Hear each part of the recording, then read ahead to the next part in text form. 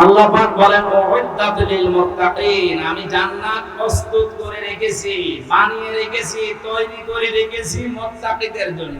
এখন মুত্তাকি কারা? আমাদের দেশে আমরা মনে হয় মুত্তাকি তাদের মনে করি যাদের এত বড় জুব্বা আছে, পাগড়ি মাথায় আছে, হাতে তসবিহ আছে, শুধু ঘন ঘন পান খায়। কথা বলে না কেন? না, মুত্তাকি হচ্ছে ওই লোকটা যে লোকটা আল্লাহর নিষিদ্ধ কাজ জানে যে এটা নিষিদ্ধ, শুধু ছেড়ে দিয়েছে, এর নাম মুত্তাকি না। কেউ যদি ঘৃণা করে ছেড়ে দেয় সে মুত্তাকি। মঞ্চে বসা ওলামায়ে কেরাম, সামনে বসা মুসলমান ভাইরা, পর্দার আড়ালের সম্মানিত মা এবং বোনেরা, প্রশাসনের ভাইরা, প্রাণ প্রিয় নাটোরবাসী, এটা রেকর্ড হচ্ছে, ভিডিও হচ্ছে, সারা দুনিয়াতে লাইভ চলছে। তামাম পৃথিবীর কাফের, মুশরিক এবং বাংলাদেশের নাস্তিক, মুরতাদার, মুনাফিকদেরকে আমি এই দৃশ্য দেখার জন্য আহ্বান জানাচ্ছি। প্রচন্ড রোদের ভেতরে কোরআনের জন্য মানুষ খেয়ে না খেয়ে যারা বসে আছে, এই দেশে কোরআনের বিকল্প কিচ্ছু এই জনগণ চলতে দেবে না ইনশাআল্লাহ। যে আল্লাহ আমাদেরকে কষ্ট স্বীকার করার তৌফিক দিচ্ছে, দ্বীনের জন্য যারা কষ্ট স্বীকার করে, বিশেষ করে কোরআনে কারীমের জন্য, আহলুল কোরআনি হুম আহলুল্লাহি ওয়া খাসাতুহু ইলা আখিরিল হাদিস। ইবনে মাজাহ শরীফের হাদিসে নবীজি বলেন, যারা কোরআনওয়ালা এই মানুষগুলোই আল্লাহওয়ালা। এরা আল্লাহর আহাল এবং পরিবারভুক্ত লোক। আর খাস প্রধানমন্ত্রী যিনি ছিলেন পালিয়ে গেছে, ওনারে প্রধানমন্ত্রী বলা আমার মনে হয় ঠিক হয় না, কারণ উনি তো আর জনগণের ভোটে প্রধানমন্ত্রী না। এই শব্দটাকে আজ বহির্বিশ্বে ওনারা উল্টাপাল্টা করে মানুষকে শোনাতে চাচ্ছে যে আমরা প্রত্যক্ষ ভোটে নির্বাচিত ছিলাম। কিসের নির্বাচিত ছিলেন? আল্লাহ বলেন হুয়া জিতাবাকুম ওয়া মা জাআলা আলাইকুম ফিদ-দীন মিন হারাজ। তিনি সে আল্লাহ যিনি তোমাদেরকে নির্বাচিত করে। নাটোরবাসী জবান খুলে বলবেন তো, মানুষ যে নির্বাচিত হয় কিসের মাধ্যমে?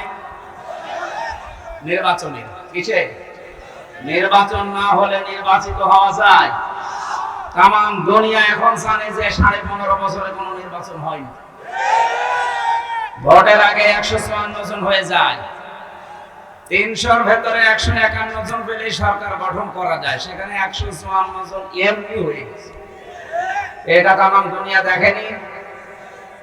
এরপরে ভোট দেখলাম কি দিনে হবে না, ও রাতেই করে ফেলেছে। তার মানে যারা 154 জন এমনিতে ডিক্লেয়ার দেয়, যারা দিনের ভোট রাতে করে ফেলে, তামাম দুনিয়ার মানুষ শুনে, এগুলো জনগণের প্রত্যক্ষ ভোটে না, চুরির মাধ্যমে। আল্লাহ বলছেন আমি নির্বাচিত করি, আর নির্বাচিত করার পদ্ধতি নির্বাচন। সেই সিস্টেমে যখন আপনারা পাল্টিয়ে ফেলেছেন, আপনারা নির্বাচন চাননি, এই জন্য 15.5 বছর দেননি। আমিরে জামাত ডক্টর শফিকুর রহমান হাফিজাহুল্লাহ, ওনাকে সাংবাদিক জিজ্ঞাসা করছে আওয়ামী লীগ নির্বাচনে আসবে কিনা। উনি জবাব দিয়েছেন ওনারা আসবে কি করে, কারণ ওনারা তো নির্বাচন চায় না। যে সেটা চায় না তার উপর এটা চাপিয়ে দিলে জুলুম হয়। এবার আপনি ঠেলা টের পান, নিজের ফাঁদে আপনি নিজে মরবেন। কথা বলে না কেন? যেহেতু সিস্টেমটা আল্লাহ রাব্বুল আলামিন কোরআনে কারীমের সূরা হজের 78 নম্বর আয়াতের মাঝে এটা আছে, হুয়া জিতাবাকুম, তিনি তোমাদের নির্বাচিত করেন। এই জন্য যারা এখন দায়িত্বে আছেন অন্তর্বর্তীকালীন সরকারের, আমরা আহ্বান জানাবো দেশ এবং বিদেশি যে চক্রান্তগুলো চলছে এটা থেকে মুক্ত হওয়ার জন্য একটা সম্মানজনক সময় নিয়ে খুব তাড়াতাড়ি নির্বাচনের মাধ্যমে একটা নির্বাচিত সরকারের হাতে দেশটা তুলে দিন। তাহলে এই ষড়যন্ত্রগুলো বন্ধ হয়ে যাবে ইনশাআল্লাহ। আপনারা বাস্তবতা এবং আন্তর্জাতিক বিষয় বোঝেন না, এখানে অনেক নিগূঢ় বিষয় লুকিয়ে আছে। যারা গবেষক, যারা চিন্তা ভাবনা করেন বিশ্ব নিয়ে, তারা টের পাচ্ছে। আমরা আবার আহ্বান জানাচ্ছি, এটা শুধু কোরআনের অনুষ্ঠান না, এখান থেকে আমরা সংশোধন হয়ে এবং সংসদের বিষয়গুলো যেটা আছে সংস্কারের, এটা এখান থেকে আমরা জানাবো। কারণ এই পরিবেশ তৈরি করে দিয়েছে যারা সংস্কার করার জন্য, বৈষম্য বিরোধী ছাত্র আন্দোলনে যারা জীবন দিয়েছে ওনাদের 9 দফার ভেতরে এটা ছিল যে আমরা সংস্কার চাই। কথা বলেন না কেন? বৈষম্যের শিকার হয়েছিলেন আপনাদের নাটোরের এসপি মারুফ হাসান হাফিজাহুল্লাহ। আল্লাহর এই বান্দাকে 15 বছর বৈষম্যের শিকার বানিয়ে দূরে রাখা হয়েছিল। আল্লাহ রাব্বুল আলামিন এই আন্দোলনের মাধ্যমে জনগণের হাতে দেশটা তুলে দিয়ে এইরকম মানুষদেরকে আজ জনগণের খাদেম বানাচ্ছে। আমরা চাই সারা বাংলাদেশে যারা বৈষম্যের শিকার ছিলেন তাদেরকে সামনে নিয়ে আসা হোক। সংস্কার যখন আরম্ভ হয়ে গেছে আমরা সংস্কার চাই। কথা বলে না কেন? বিশেষ করে 1628টা চেয়ার যিনি পালিয়েছে ওখান থেকে শুরু করে আপনাদের বাগাতিপাড়া থানার ওসি পর্যন্ত 5 তারিখের আগ পর্যন্ত যারা ছিল আমরা চাই এই 1628টা চেয়ারে যেন ওরা আর না থাকে। এটা শুধু আমার না, আপনি সমন্বয়ক যারা 152 জন জিজ্ঞাসা করেন প্রত্যেকের দাবি এইটাই। 1780 জন মানুষ জীবন দিয়ে গেল। 1780 জন মারা যাওয়ার পরেও যদি গণহত্যা না হয়, আমরা কি সবাই মরে গেলে গণহত্যা হইত?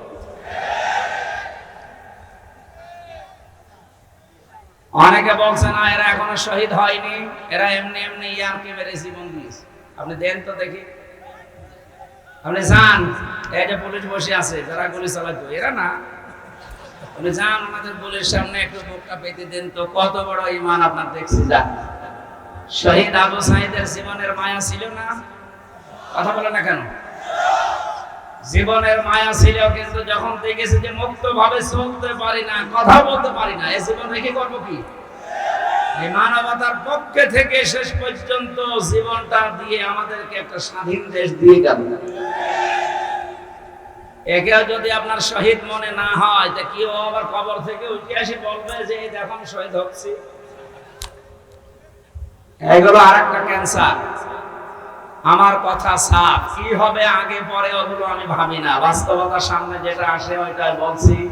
আমরা সত্যি চাচ্ছি এদেশে 1628টা চেয়ারে সব যেন হাত খোলা থাকে আবু সাঈদের মতো। এতদিন হাত বাঁধা ছিল, এই জন্য ওনাদের ইচ্ছা থাকলেও করতে পারে না। আজকে এরা কোরআনের তাফসীর মাহফিল অনুষ্ঠান সুন্দরভাবে করার জন্য আমার হাফ কিলো দূর থেকে নিয়ে আসছে, অথচ 5 তারিখের আগে এই অনুষ্ঠানটায় হাফ কিলো দূর না, এখান থেকে কুষ্টিয়া 45 কিলো বাধা দিত। দোষ ওনাদের উপরে যারা ছিল এই জালেমদের। আর প্রশাসনকে সারা বাংলাদেশের আরেক দিকে লাগিয়েছে এরা। মানুষ দেখলে এখন ঘৃণা করে, অথচ পুলিশের এই পোশাকটা সম্মানের পোশাক না। আমি যতটুকু দেখেছি ওনাদের কাজ কারবার যে অ্যাক্টিভিটিস রাত দিন, সত্যি যদি হাত খোলা অবস্থায় কাজ করতে পারে, এগুলো একেবারে জিন্দা আল্লাহর ওলি। খালি চাপে পড়ে করতে পারে না, এই জন্য মানুষ ঘৃণা করে। ওনাদের যে ডিউটির কোনো শেষ নেই। বাংলাদেশের প্রত্যেকটা দিক এবং বিভাগে ডিউটি আছে, 8 ঘন্টা আপনি ওভারটাইম করতে পারেন, ওদের কোনো ওভারটাইম নেই। 24 ঘন্টা টয়লেটে আছে, যদি কল আসে ও অর্ধেক থুয়ে দৌড় দেওয়া লাগে। আমার দোলা ভাইও আছে, খুব পরিশ্রম করা লাগে এই চাকরিতে। বাংলাদেশে একটাই চাকরি পুলিশের, অথচ এই বাহিনীকে এই জাতির বিপক্ষে দাঁড় করিয়েছে জালেমরা।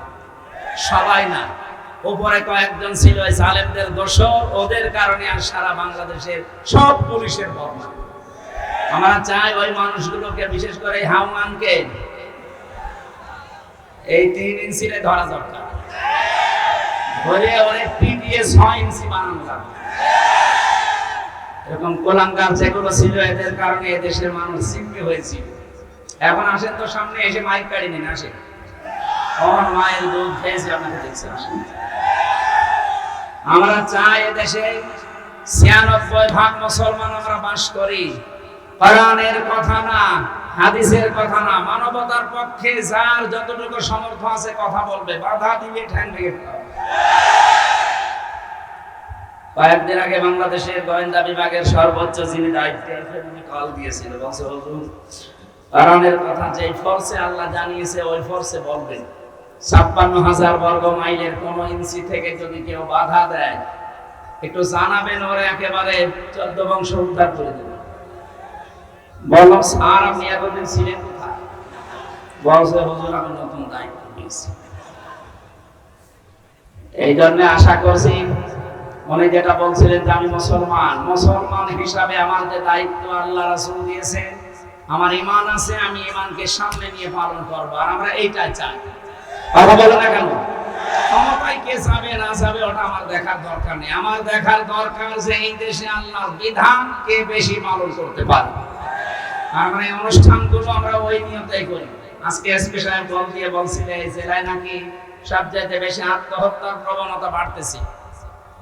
এই এলাকায় আছে কিনা জানি না। আত্মহত্যা এই শব্দটা শুনলেই কেমন শরীর শিউরে ওঠে। কোরআনে 500 কবিরা গুনার কথা আছে, এটা একটা। কেউ যদি আত্মহত্যা করে ওয়ালা তাকতুলু আনফুসাকুম, আল্লাহ বলেন আত্মহত্যা করো না। কে বলছে? সুতরাং আপনারা মুসলমান, আল্লাহর আদেশ মেনে চলবেন। যত কষ্ট হোক জীবন চালাতে যার যত বেশি কষ্ট হবে, আখিরাতে তার জন্য আল্লাহ তত বড় বাগান তৈরি করবে।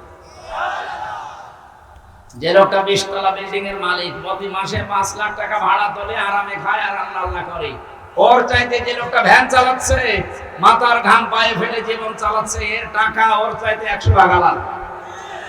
জান্নাত যখন আল্লাহ দেবে, এই 20 তলা বিল্ডিং এর মালিকের চাইতে ভ্যান চালককে আল্লাহ আগে দেবে। আপনারা রাজশাহী বিভাগ না এটা? রাজশাহী বিভাগের মানুষ তো আর টাকা পয়সা আছে আপনাদের, গরিব মানুষ আছে রংপুরে। এই বিভাগের মানুষেরা গরিব তো। আমার মনে হয় নবীর ওই হাদিস, ধনীদের চাইতে গরিবদেরকে আল্লাহ 500 বছর আগে জান্নাতে দেবে। সেই হিসাবে শহীদ আবু সাইদের বিভাগ রংপুরের মানুষগুলো আগে জান্নাতে যাবে তুলনামূলক। এরপরে রাজশাহী আছে, এরপরে আপনারা, এরপরে আমরা খুলনা বিভাগে, এরপরে আমরা, এরপরে তো সিলেট আছে, চট্টগ্রাম আছে, সর্বশেষ যাবে ঢাকা। কারণ সব কুমির গুলো ওখানে। গরিব মানুষ বলে আপনারা মন খারাপ করবেন না, যে সেখানে সেই দায়িত্বে আছেন, জীবনের এটা টার্গেট নিয়ে মারা তো যাবেই, হয় 2 দিন আগে না 2 দিন পরে। এই টার্গেট যেন আপনার থাকে যে আল্লাহ আমি চর্ম চোখে যেন দেখি যে তোমার কোরআন এই দেশে চলছে। যদি কায়েম নাও হয়, তাও কিয়ামতে আপনি শহীদের কাতারে দাঁড় হয়ে থাকতে পারবেন। সুবহানাল্লাহ বলতে পারেন না? যারা আত্মহত্যা করছেন, এই প্রবণতা বন্ধ করা দরকার। এটার জন্য কিছু অনুষ্ঠান আছে, ওইগুলো আমি কিছুক্ষণ পরে এসপি সাহেবের কাছে যাব। উনি আমাকে দাওয়াত দিয়েছেন, আমি যাব, কিছু পরামর্শ আছে করব। এই বিষয়গুলো সামনে আনতে পারলে এই প্রবণতা কমে যাবে ইনশাআল্লাহ। মানুষ যখন জীবনের উপরে হতাশ হয়ে যায়, যখন জীবনের উপরে আশা হারিয়ে ফেলে, তখন এই পথ বেছে নেয়। ওই সমস্ত কাজগুলো যেন সামনে না আসে।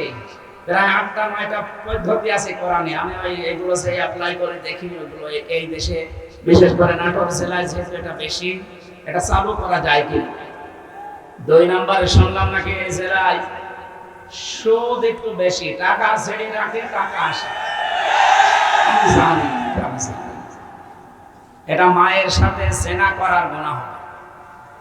যারা 1000 টাকা ছেড়ে রাখে, 1000 টাকায় 1100 টাকা দেয়, এরকম মানুষ দেশে নেই? এই সুদের সাথে জড়িত আছেন কারা? হাত তোলেন তো ভাই। অসুবিধা নেই, ক্যামেরা সব আমার দিকে। আমার মনে হয় এসপি সাহেব এই তথ্যটা উনি ভুল দিয়েছে। এই এলাকায় এখন এগুলো আসেনি, আলহামদুলিল্লাহ। এগুলোর সাথে জড়িত হওয়া যাবে না। না খেয়ে আপনি মারা যান, জান্নাত পাবেন। সুদ খেয়ে মারা গেলে মায়ের সাথে জেনা করার গুনাহ নিয়ে কিয়ামতে ওঠা লাগবে। আপনার কপালে লেখা থাকবে যে এই লোকটা মায়ের সাথে জেনা করেছে। বলেন তো নাউজুবিল্লাহ। ন্যূনতম সরিষার দানা পরিমাণ ঈমান যার আছে, সে কি এই কাজে লিপ্ত হতে পারে? আশা করছি আপনারা যদি কেউ থাকেন, ছেড়ে দেবেন। আমরা যেটা শোনাচ্ছিলাম, দল মত নির্বিশেষে কোরআনের অনুষ্ঠানে যারা আমরা এসেছি, আবার বলেন আলহামদুলিল্লাহ। দরুদ আর সালাম পাঠ করে আমরা আলোচনায় যাচ্ছি। আজকের বিষয় জান্নাত প্রস্তুত কাদের জন্য? জান্নাত এটা প্রস্তুত করা আছে, কিন্তু কাদের জন্য আল্লাহ এটা প্রস্তুত করে রাখলেন সেটা কোরআন দিয়ে আজকে সম্ভব। তাফসীর মাহফিল লিখে দিয়েছেন। সূরা আলে ইমরান 134-35 দুইটা আয়াত পড়েছি। আমার যতটুকু জ্ঞান আছে সামারাইজ করে নিয়ে এসে অন্তত যতক্ষণ সময় চালানো যায়। এই কিছু লাগবে ভাই, কিচ্ছু না, জান কেউ নড়াচড়া করবে। আল্লাহ পাক বলেন উইদ্দাত লিল মুত্তাকিন, আমি জান্নাত প্রস্তুত করে রেখেছি, বানিয়ে রেখেছি, তৈরি করে রেখেছি মুত্তাকিদের জন্য। এখন মুত্তাকি কারা? আমাদের দেশে আমরা মনে হয় মুত্তাকি তাদের মনে করি যাদের এত বড় জুব্বা আছে, পাগড়ি মাথায় আছে, হাতে তসবিহ আছে, শুধু ঘন ঘন পান খায়। কথা বলে না কেন? না, মুত্তাকি হচ্ছে ওই লোকটা যে লোকটা আল্লাহর নিষিদ্ধ কাজ জানে যে এটা নিষিদ্ধ, শুধু ছেড়ে দিয়েছে, এর নাম মুত্তাকি না। কেউ যদি ঘৃণা করে ছেড়ে দেয় সে মুত্তাকি। আল্লাহর নিষিদ্ধ কাজ হয় দুইটা, আত্মহত্যা করা আর সুদ খাওয়া। এক কথা বলে না কেন? এই দুইটা কাজ শুধু ছেড়ে দেবে না, আজকে থেকে পায়খানার মতো ঘৃণা করে ছেড়ে দেবেন, এ মাহফিল তাহলে সাকসেস হবে। আর এই জন্য এলাকার মানুষের এত টাকা পয়সা খরচ করে আপনাদের ডাক দিয়েছে, নাকি লোক দেখানোর জন্য? সুতরাং আশা করছি এই দুইটা গোনা এলাকায় যেহেতু বেশি, আপনারা একটু মুক্ত হওয়ার চেষ্টা করেন। আল্লাহ রাব্বুল আলামিন বলেন আল্লাযীনা ইউনফিকুনা ফিস সাররাই ওয়াদ দাররাই ওয়াল কাযিমিনাল গায়যা ওয়াল আফিনা আনিন নাস। এই পৃথিবীতে যে মানুষগুলো সুখে হোক দুঃখে হোক, সচ্ছল অসচ্ছল অবস্থায়, যে অবস্থায় থাকুক না কেন, এরা খরচ করতে থাকে। অনেক মানুষ মনে করে টাকা পয়সার মালিক আগে হয়ে নি, তখন আমি দান সাদকা করব। আপনি যদি সালমান এফ রহমান, যেটা বাংলাদেশের ভেতরে সব চাইতে বড় চোরের তালিকায়, তার নাম 2 নম্বরে আছে। 1 নম্বরে ইসলামী ব্যাংকের সাথে জড়িত ছিল এস আলম, এইটা ও ৭৫,০০০ কোটি টাকা মেরে ফেলেছে, আর এ মেরেছে ৩৬,০০০ কোটি। এ দেশ চালাতে যা লাগে 3 ভাগের 2 ভাগই এরা দুইজন নিয়েছে, আর আমরা সব এই দেশে ভাড়াটিয়া। কোরআনে কারিমের নির্দেশ যদি আমার মনে হয় দেশে চালু থাকতো, এই দুইজনের হাত থাকার কথা না। গতকালকে 300 এমপি এবং 14 জন নির্বাচন কমিশনার যারা এখনো বেঁচে আছে, এই 3 ট্রাম্পের, এদের সম্পদের হিসাব চাওয়া হচ্ছে। আমার মনে হয় প্রত্যেকেই ধরা খাবে। এক কথা বলে না কেন? আমি যা দেখেছি প্রত্যেকে ধরা খাবে। সেদিন গিয়েছিলাম এই যে বড়গুনা, পটুয়াখালী, ওখানকার একজন মারা গেছে এমপি। ওর কত বিঘা জমি ছিল? 5.5 বিঘা না কত, 3 বছর 15 বছর আগে। এই 15 বছরের ভেতরে 800 কত বিঘা জমির মালিক সব আল্লাহ জিবরাইলের মাধ্যমে রাতের বেলা দিয়ে গেছে। একটা মানুষ যদি সারা জীবন টাকা উপায় করতেই থাকে, 850-60 বিঘা জমি কেনা সম্ভব? কি এমন কি আলাউদ্দিনের চেরাগ বের হয় 15 বছরে 5 বিঘা থেকে এত বেড়ে গেল? মানে এই সিস্টেমটা ঠিক নেই, এই জন্যই তো এই দেশটা উপরে ওঠে না। আমরা ইনসাফ এবং ন্যায় সত্য এটা যদি কায়েম করে দিতে পারি, সম্পদ যা আছে, মানুষ যা আছে, এইগুলোই সম্পদে পরিণত হয়ে যাবে। খালি শ্রেষ্ঠ বন্টনের দরকার। আর এটার জন্য এই যে আল্লাহর আইন চাই, সব লোকের শাসন চাই যারা বলে, না, শব্দটা ঠিক হয় না। আল্লাহর আইন চাই, সব লোকের শাসন হবে না, সৎ এবং যোগ্য হওয়া লাগবে। এদেশে মহম্মদ সৎ ছিল, আমরা দেখেছি। এই দরবেশের মতো মানুষ আমরা মনে করতাম যে আজরাইল জিবরাইল মনে হয় জান্নাত থেকে নেমে এসেছে, অথচ লোকটা যোগ্য ছিল না। সৎ তো মনে করতাম উপরে উপরে, এত যোগ্য ছিল না। যোগ্যতা অর্জন করা লাগবে সতের পাশাপাশি। যেন আল্লাহর আইন চাই, সৎ এবং যোগ্য লোকের শাসন চাই, তাহলে দেশটা আবার দাঁড়িয়ে যাবে ইনশাআল্লাহ। আমরা যারা মনে করছি টাকা পয়সা কামাই করি নেই, তারপরে না, আপনি ওই পর্যন্ত যে কামাই করে টাকা পয়সা দিলে যা হতো, এই অসচ্ছল অবস্থায় যদি 5 টাকা দেয়, ওই সময় 5 কোটি টাকা দেওয়ার সমান হবে। এখানে যে অবস্থায় থাকি, জান্নাত আমাদের জন্য প্রস্তুত করবেন। 1 নম্বরে গুণ অর্জন করা লাগবে, যেখানে যে অবস্থায় আছে, সচ্ছল অসচ্ছল, যতটুকু সামর্থ্য আছে খরচ করা, দিনের জন্য, মানবতার জন্য, গরিব দুঃখীর জন্য। এখানে একটা মাসলা বের হয়, যারা খরচ করে টাকা পয়সা, অর্থ সম্পদ, এগুলো খরচ করার ক্ষেত্রে হিসাব করা লাগবে যে আমি এগুলো করছি কি এখান থেকে বরিশালে যে, কুমিল্লায় যে, চট্টগ্রাম যে, না আমার বাড়ির আশপাশ দিয়ে। এখানে দান করা, সাদকা করার নিয়ম হচ্ছে নিজের নিকট আত্মীয় থেকে শুরু করা। নিজের ভাইয়ের ছেলে লেখাপড়া করছে, বই কিনতে পারে না, ফর্ম ফিল আপ করার টাকা নেই, ও বরিশালে যে পীরের দরবারে একটা গরু দিয়ে আসছে। কিয়ামত পর্যন্ত আপনার ওই গরু কবুল হবে না, আগে আপনার ভাইয়ের ছেলেকে দেখেন। এই কথা বলে দেখেন। এই যে রক্তের সম্পর্ক যেটা, এটা যারা দূরে করে দেয়, দূরে ঠেলে দেয়, খোঁজ রাখে না, তাদের মনের ভেতরে হাজারো ভয় আল্লাহ নিজে তৈরি করে দেয়। নবীজি এসে বলেছিলেন যে প্রথমে সাম্মিলুনি, আমাকে ঢেকে দাও, আমি ভয় পেয়েছি। হযরতে খাদিজা তার স্ত্রী বলেছিলেন ইন্নাকা লা তাসিলুর রাহমা, রিহমা বা রাহিমা, হে নবী, হে আমার স্বামী, আপনি ভয় পাবেন না, কারণ আপনি রক্তের সম্পর্ক ঠিক রাখেন। এই হাদিস থেকে প্রমাণ হয় যারা রক্তের সম্পর্ক দুনিয়ায় অটুট রাখবে, ঠিক রাখবে, তাদের মনের ভেতর থেকে আল্লাহ ভয় দূর করে দেবে। অথচ সেখানে বহু আল্লাহওয়ালা মানুষ বসে আছে, আমরা নামাজ পড়ি, রোজা রাখি, হজ করে এসেছি, নিজের নিকট আত্মীয় স্বজনের সাথে সম্পর্ক ভালো না। কথা বলে ঠিক কিনা? নিজের আপন ভাই, আপন বোন, নিজের চাচা, চাচি, ফুফু, মা বাবা, এর চাইতে আপন আর আপনার কাছে কেউ আছে? এই আপন জনগুলোর সাথে সম্পর্ক অধিকাংশ পরিবারে খারাপ। আমি যতগুলো কারণ পেয়েছি তার এক নাম্বার কারণ হচ্ছে অধিকাংশ বাড়ির পুত্রবধূ বউদের কারণে স্বামী তার রক্তের সম্পর্ক নষ্ট করে ফেলে। এটাকে বেশি বললাম? এক কথা বলে না কারণ আমরা জামাই, আমি সহ যত জামাই এখানে বসে আছে, এতে কোরআন শরীফ আমার সামনে, আল্লাহর কসম, আমরা জামাইরা যেভাবে শ্বশুর শাশুড়িকে মনে করি, যেভাবে শ্রদ্ধা করি, সম্মান করি, তাদেরকে দেখি, ওই নজরে যদি আমার বউগুলো আমাদের মা বাবা, আমার বোন ভাইকে দেখতো, এই দেশে কোনো পুরুষ আলাদা হতো না।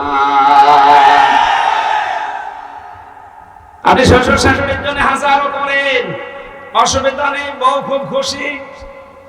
একটু যদি নিজের মা বাবা, আপন বোন, আপন ভাইয়ের জন্য সামর্থ্য অনুযায়ী খরচ করতে চান, তখন দেখবেন আল্লাহ এই মানুষ মনে করছে বড় পাওয়া যায় না। আপনার মন এত ছোট কেন? আপনি তো আরো স্বামীকে অভয় দেবেন, বারবার স্বামীকে বলবেন স্বামী যা করো করো, দুনিয়া আখিরাত যা হয়ে যাক, সম্পর্কগুলো একটু ঠিক রাখার চেষ্টা করো। কারণ নবীজি জানিয়েছেন, কোন স্ত্রী যদি চায় আমার স্বামী আরো বেশি দিন বেঁচে থাক, আমার স্বামীর সম্পদ সম্মান আরো বেড়ে যাক, সে যেন বারবার তার স্বামীকে তাকিদ দেয়, স্বামী যা করবা করবা, কিন্তু সম্পর্ক ঠিক রাখো। রক্তের কিসের? এটা আরো নষ্ট করে এরা। সম্পর্ক ঠিক রাখা দূরের কথা, কি করে নষ্ট করা যায় সেই ধান্দায় আছে। এরকম ছোট মনের বউ আছে কার ঘরে? তো একজন মুরব্বী মানুষ, আপনার বাবা কি করে? না না, আমি হাসির পড়াচ্ছি, এটা মুরব্বী মানুষ, আমার দাদার বয়সী, ওর বউ যদি এই করে, এখানে যুবক মানুষের বউ হোকে আল্লাহর ওটা দেখি। সম্মানিত মা বোনেরা, কোন স্বামী হাত তোলেনি, কয়েকটা কারণ আছে। আমার মনে হয় এই এলাকার মহিলা খুব ডেঞ্জার, বাড়ি গেলে ভাত বন্ধ করে দিতে পারে, এই ভয়ে হাত তুলছে। আরে মুরব্বীর বউ আছে কি নেই, হাত তুলে বসে আছে। স্ত্রী হিসাবে স্বামীকে বলছে আপনি ভয় পাবেন না, কোন জিন ভূত পরী আপনাকে ভয় দেখাতে পারে না, কারণ আপনি রক্তের সম্পর্ক ঠিক রাখেন। আপনি ভয় পাবেন কেন? এই হাদিস থেকে প্রমাণ হয় যারা রক্তের সম্পর্কগুলো অটুট রাখে, ঠিক রাখে, তাদের মনের ভয় আল্লাহ দূর করে দেয়। সুবহানাল্লাহ বলতে পারেন না? আমরা আজকে থেকে আমি সহ যারা এখানে এসেছি শুনছি, এটা মেনে চলার তৌফিক কামনা করছি, আল্লাহ দান করেন। সুতরাং যে অবস্থায় থাকেন, খরচের এই হাত বাড়ান। যত খরচ করবেন তত আল্লাহ বাড়িয়ে দেবে, কারণ সম্পদ বাড়ানোর মালিক কে? আপনার কোনোদিন ধারণাও নেই যে এই জায়গা থেকে টাকা আসতে পারে। যেহেতু সম্পদের মালিক আসল আল্লাহ, উনি বলছে খরচ করো, আমি বাড়িয়ে দেব। এই যে নদীর পানি, আপনি দেখেন কোন জিনিস এক জায়গায় রাখবেন তো নষ্ট হয়ে যাবে, এক জায়গায় পানি যদি কেউ জমাট বেঁধে রাখে, পচন ধরে, পোকামাকড় তৈরি হয়, দুর্গন্ধ হয়। কথা বলে না কেন? লোহা লাকড় এক জায়গায় রাখেন, জং ধরে মরিচা পড়ে নষ্ট হয়ে যাবে। টাকা পয়সা এক জায়গায় রাখলে নষ্ট হয়, তার মানে মানুষের শত্রু তৈরি হয়। কিন্তু এর হক যদি কেউ আদায় করে, দানের মাধ্যমে, সাদকার মাধ্যমে, যাকাতের মাধ্যমে, যাদেরকে দেবেন ওইটার মাধ্যমে তারা আপনার সম্পদের, আপনার জীবনের পাহারাদার হয়ে যাবে। তোরে বলেন সুবহানাল্লাহ। আমরা যদি চাই আমাদের জন্য আল্লাহ জান্নাত প্রস্তুত করে রাখো, যে অবস্থায় বাসি সচ্ছল অসচ্ছল যতটুকু পারেন 2 টাকা দেন, তাও ভালো। খরচ করার হাত তৈরি করেন। হযরত বেলালকে একবার জিজ্ঞাসা করেছিলেন নবীজি, আনফিক ইয়া বেলাল, খরচ করো। হযরত বেলাল বলেছেন, হে রাসূল, খরচ করব। আমি কি খরচ করব? আমার কিছুই নেই। বিশ্বনবী বললেন, একটা কাজ করো, আযান দাও। এই যে আযান দিয়ে মানুষকে আল্লাহর দিকে ডাকো, এইটাও খরচ। যদি আপনার কিছুই না থাকে দেওয়ার জন্য, 2টা ভালো কথা মানুষকে শিক্ষা দেন, বলেন, এইটাও খরচ। বলেন সুবহানাল্লাহ। 2 নম্বরে আল্লাহ পাক বলেন, আল কাযিমিন আল গায়জ, তোমরা রাগকে কন্ট্রোল করো। এই দেশে 15.5 বছর এটা আমরা দেখতে পাইনি। যেহেতু এখন সময় সুযোগ এসেছে, রাগকে কন্ট্রোল করা লাগবে। জিহাদের ময়দানে যে লোকটা বীর দর্পে যুদ্ধ করছে, কুস্তিগীরকে আল্লাহর নবী বীর বলেন নাই। নবীজি বলেন, বীর হচ্ছে ওই লোকটা যে লোকটা রাগ হলে নিজেকে কন্ট্রোল করতে পারে। এসপি সাহেবের যে ঘোষণা যে আত্মহত্যা বেড়ে গেছে, অন্যতম কারণে রাগ কন্ট্রোল করতে না পারা। রাগ কন্ট্রোল করার কয়েকটা পদ্ধতি আছে। রাগ মানুষের আসবেই, হবেই, এটাই স্বাভাবিক। কারণ মানুষকে আল্লাহ যে 8টা জিনিস দিয়ে বানিয়েছেন, তার ভেতরে এইটা একটা।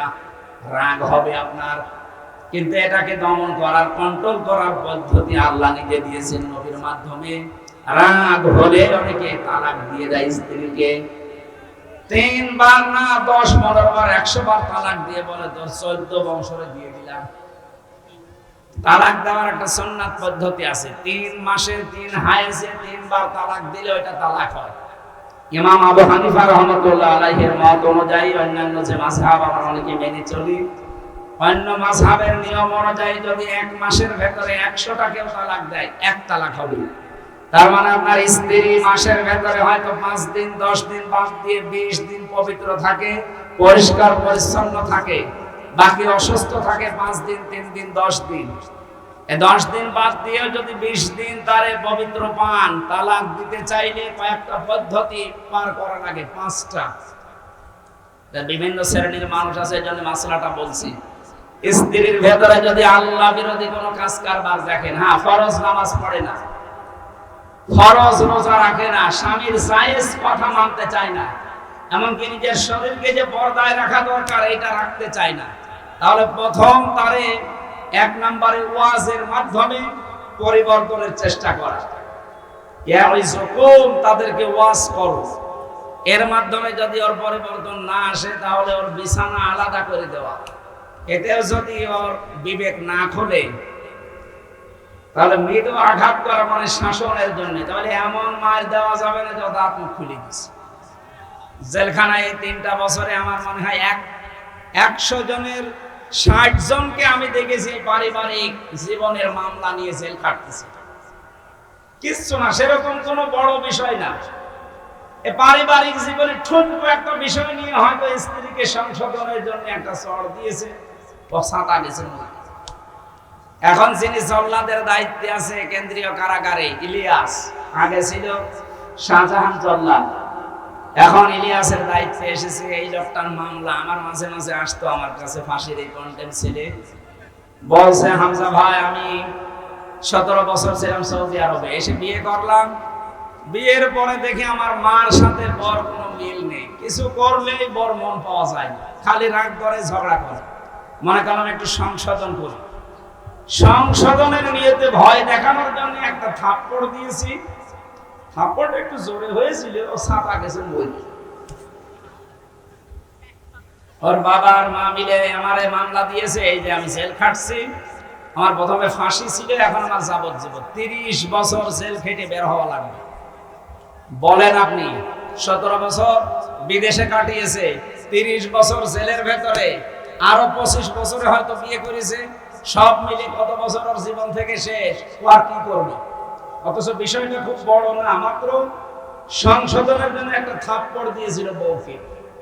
এই জন্য পারিবারিক জীবনে খুব হিসাব করে তালাকের এই বিষয় এবং এই গন্ডগোলের পদ্ধতি মেটানোর কিছু সিস্টেম জানা লাগবে, নয়তো পারিবারিক জীবন কন্ট্রোল করা এই জামানায় সম্ভব না। সব এখন হাতের মুঠায় পাওয়া যাচ্ছে। স্ত্রীকে শাসন করার ক্ষেত্রে খুব সম্মান দিয়ে শ্বশুর শাশুড়ির সামনে আর সন্তানাদের সামনে গালিগালাজ তো দূরের কথা, চোখ গরম দেওয়া যাবে না।